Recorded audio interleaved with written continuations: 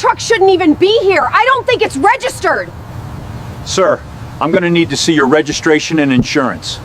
That truck, it's all I've got left. I used it to work until my body couldn't anymore. I understand, sir. I just need to verify a few things. I didn't break any law. I didn't trespass. I didn't damage anything, and I wasn't trying to make a scene. I was just standing beside a 1999 Chevrolet Suburban 1500 diesel, wiping road film off chrome that had been polished more times than most people polish their own memories.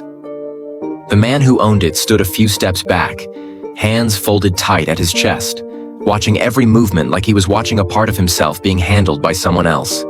His name was Harold.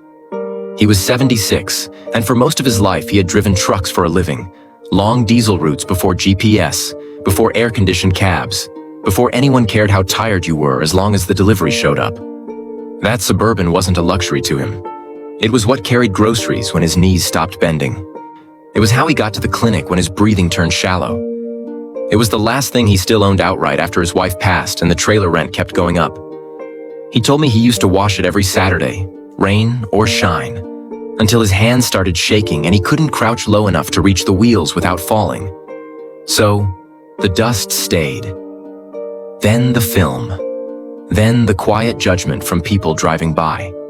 I had just finished clearing the headlights when a woman from across the street stepped onto her porch, phone already in her hand, saying she hadn't seen that truck move in months and wondered if it was even registered anymore. 10 minutes later, a cruiser rolled in slow, lights off but presence loud, and suddenly this wasn't about soap and water anymore. The officer asked Harold for his papers. Registration, insurance, proof. I watched his hands tremble as he reached into the glove box, apologizing out loud, not to the cop, but to me, like he'd done something wrong by getting old. When the officer finally looked up and said everything checked out, legal and current, the air changed. The neighbor went quiet. Harold didn't say a word.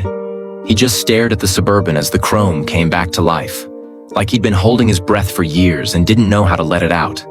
Before I left, he said this truck carried every paycheck he ever earned, every mile that fed his family, and he was scared that if it disappeared, so would the proof that his work ever mattered.